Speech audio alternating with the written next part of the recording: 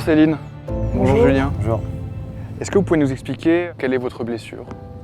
Moi j'ai été blessé en France au cours d'un exercice avec une grenade et ça a eu pour conséquence de m'arracher ma main droite. Moi j'ai été blessé le 6 novembre 2004 à Boaké en Côte d'Ivoire. J'ai été au bombardement du lycée Descartes. Donc j'ai pas été blessé physiquement, mais en fait j'ai ce qu'on appelle le SPT, le syndrome du stress post-traumatique. Voilà, c'est de la blessure invisible. À la suite de mon accident, j'ai arrêté de pratiquer le sport pendant un bon moment parce que me sentant diminué, je pensais que j'avais plus du tout les capacités en fait. Petit à petit, j'ai retrouvé des sensations que j'avais avant mon accident et j'ai commencé à me dire que je pouvais faire quelque chose par le biais du sport. Vous étiez tireur de précision avant, vous avez retrouvé ces sensations-là au tir à l'arc? Tout à fait, ouais. C'est vrai qu'il y a beaucoup de similitudes avec le tir à l'arc, notamment avec l'arc à poulie. Il y a un viseur, j'ai une queue de détente, donc j'ai une ligne de mire et pour moi c'est quasi similaire. Toutes les sensations que j'avais, le tir, le résultat, l'adrénaline, la pression de la précision, tout ça c'était familier et ça m'a fait du bien justement de me mettre sur cette discipline parce que j'avais des automatismes qui sont revenus. Et vous Céline, le sport au quotidien, c'est une pratique régulière?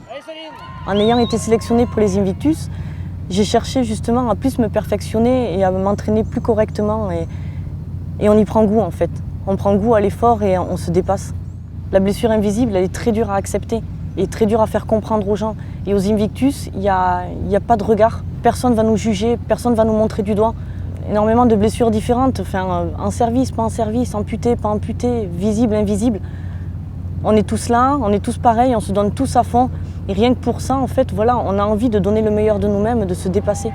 La discipline vraiment où j'espérais faire quelque chose, c'était le vélo. Mais en fait, je rate la médaille de bronze au contre-la-montre pour 2 malheureuses secondes. Chaque médaille qu'on a pris dans le groupe France, on les a vécues aussi pour nous. Quelque part, c'était la concrétisation d'un effort collectif parce qu'on s'est tous entraînés plus ou moins ensemble. Pour moi, chaque médaille, c'est un moment fort. Enfin. Même si c'est pas moi qui la porte autour du cou, c'est l'équipe qui la gagne et c'est un très beau moment pour moi. Vous avez retrouvé la cohésion que vous connaissiez dans l'armée de terre? Complètement. Énormément. Ouais. Ça fait du bien. Le moment fort que je vais retenir, moi je pense, ça va être ma finale face à l'Angleterre en tir à l'arc. Partager ça avec mes 2 camarades de l'équipe de tir à l'arc, c'était juste énorme. Il y aura un deuxième souvenir qui va beaucoup me marquer, c'est nos matchs en volley assis, où on a vu le doute dans l'équipe d'en face en fait à chaque fois qu'on a joué contre eux. Et ça c'était juste énorme parce qu'on s'est rendu compte qu'on était capable de faire quelque chose, quoi.